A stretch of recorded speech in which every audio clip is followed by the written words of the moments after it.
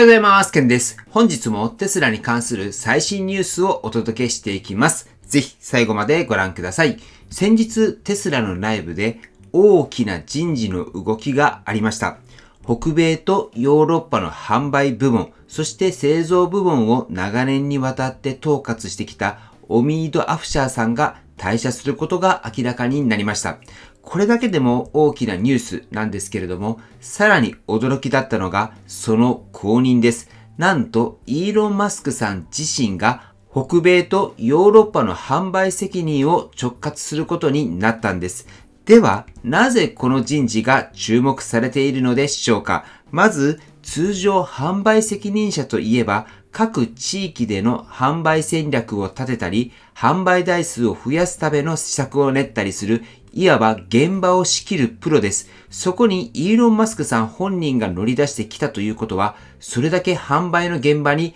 危機感があるという見方ができます。実際 Q2 の納車台数は前年同期から減少していて、特にヨーロッパ市場ではテスラの新車登録台数が大きく落ち込んでいると報じられています。こういった背景を受けて、イーロン・マスクさん自身が自分で立て直すという判断をした可能性があります。これはオーナーとしてはテスラのサービスや販売体験が変わるかもしれないという期待もある一方で、投資家としては経営体制に不安があるのではないかという視点も生まれます。ただ、イーロン・マスクさんが現場に入るということで、意思決定のスピードが上がるというメリットもあります。特に今のように競争が激しくなってきている中では、こういったスピード感が武器になるかもしれません。そして次に注目すべきは、テスラがオースティンで進めているロボタクシーの試験運用についてです。この取り組みは2025年6月22日にテスト運用が始まり、最初はごく一部の関係者だけが利用できる形でした。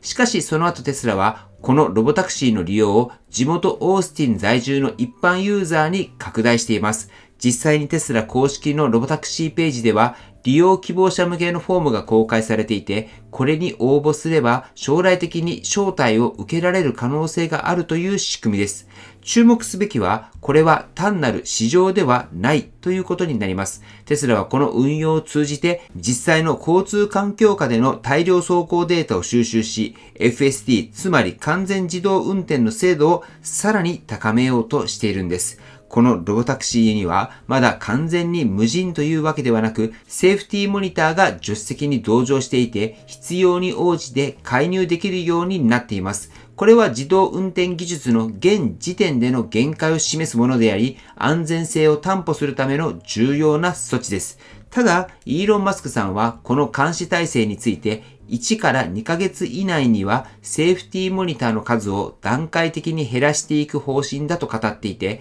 テスラが本気で無人運転に向かっていることがわかります。実際にロボタクシーを体験したユーザーからは、乗り心地は非常にスムーズだった、人間の運転より安心感があったというポジティブな声も報告されています。このようにテスラのロボタクシーは単なる実験ではなく本格的なサービス展開に向けた重要な一歩です。ではここでテスラのロボタクシーの開発の裏で注目されているある目撃情報を紹介します。アメリカテキサス州のオースティンでは最近ライダーを搭載した訓練用のテスラ車両が複数目撃され話題となっています。ライダーっていうのはレーザーを使って周囲の物体との距離を測定するセンサー技術のことで、多くの自動運転開発企業が採用している手法です。一方テスラはこれまで一貫してカメラだけを使ったビジョンベースのアプローチを推し進めてきました。ではなぜテスラが今ライダーを搭載しているのでしょうか。レディットに投稿された現地の目撃情報とそのコメントによると、テスラのライダー車両はマッピングのためではなく FSD カメラシステムの精度検証やキャリブレーション、つまり調整のために使われているんじゃないかということです。つまりライダーを使って得られる正確な 3D 情報とテスラ独自のカメラ映像を比較することで、自社の認識精度がどれほど高いのか、この裏取りをしているんじゃないかというところになってきます。この方法は AI がより正確に環境を理解できるようになるために非常に重要で、いわば答え合わせをしながら FSD の性能を高めている段階だと言えます。なお、こうしたライダー車両の走行はこれまでも確認されていましたが、最近になってその数が増えているということから、本格的な訓練フェーズに入っている可能性があるとも見られています。このようにビジョンオンリーの戦略の裏側では、ライダーを活用した地道な検証と改善が進められているというわけです。はい。では、ここまでテスラのアメリカでの動きに注目してきましたが、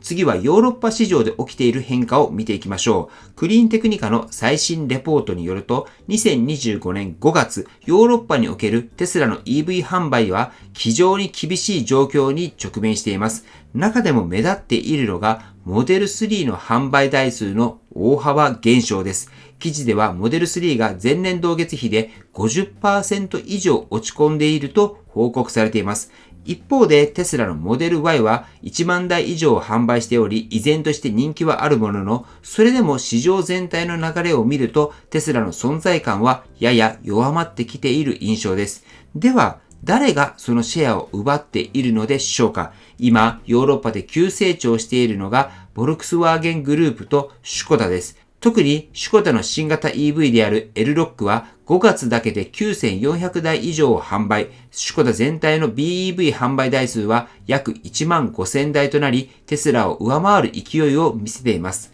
また BEV だけではなく PHEV、いわゆるプラグインハイブリッド車の伸びも非常に大きく、5月は前年同月比で 48% 増、BYD、フォルクスワーゲン、トヨタなどが PHEV の拡充を進めています。このようにヨーロッパ市場では BEV と PHEV の両方で競争が激化していて、テスラは今強力なライバルに囲まれている状況です。ここでポイントなのは、競争が激しいから悪いではなく、テスラがどのように差別化をしていくのかというところが問われているということになります。はい。では、ここまでの話を踏まえて、最後に僕たちは何を注目すべきなのかという視点で整理をしていきたいと思いますけれども、まず、今回のイーロン・マスクさんによる販売直轄体制、この動きは単なる人事異動ではなく、経営判断そのものをスピードアップさせる狙いがあると見られています。特に今のように市場が急変する中では、意思決定の速さが企業の生死を分けることもあります。一方で、トップが現場まで担うということは、それだけ組織としての柔軟性が求められている証拠でもあります。短期的には改善の兆しが見られても、中長期での安定運用ができるかは今後の注目ポイントになりそうです。次にロボタクシーの一般開放。この動きは単なるプロモーションではなく、無人運転による移動の民主化に向けた重要な一歩です。しかも今回はフォームを通じて誰でも利用のチャンスがあるという点で、テスラが実地での運用データを集めるフェーズに入ったことを意味しています。つまり FST の進化は単なる技術の話ではなく、ビジネスモデルそのものに関わる大きな要素ということになります。株主としては、この動きがいつ、どのようにテスラにとっての一つの柱としての収益源になるのか、ここに注目したいところじゃないかなと思います。そして、ヨーロッパ市場、シュコダやフォルクスワーゲン、BYD といったライバルの存在感が増す中で、テスラが今後どのように差別化していくのか、モデル3の販売減が一時的なものなのか、それともトレンドの変化なのか、しばらく慎重に見守る必要があります。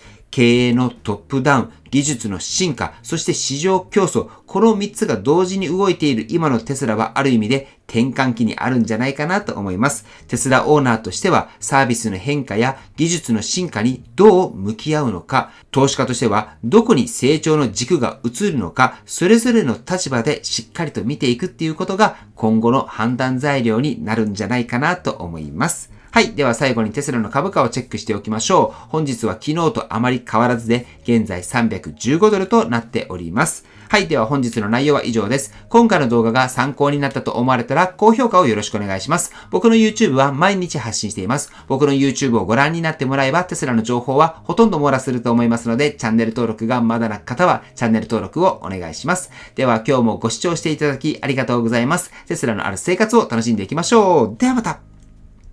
追伸です。先日 X の方で僕がどうやって情報収集をしているのか興味ありますかと質問したところ、割と多くの方から興味があるという回答をもらいました。そこで明日の朝7時から Zoom を使って僕が普段どうやって情報収集をしているのか、これを大公開したいと思います。時間は30分ぐらいを考えています。ただ時間的にもその時間は厳しいと言われる方もいると思いますので、録画をして後から公開したいと思います。興味のある方は概要欄に僕の公式 LINE とは別の LINE を作ったので、それを掲載しています。そこで登録してください。録画もその LINE に登録された方だけに公開したいと思います。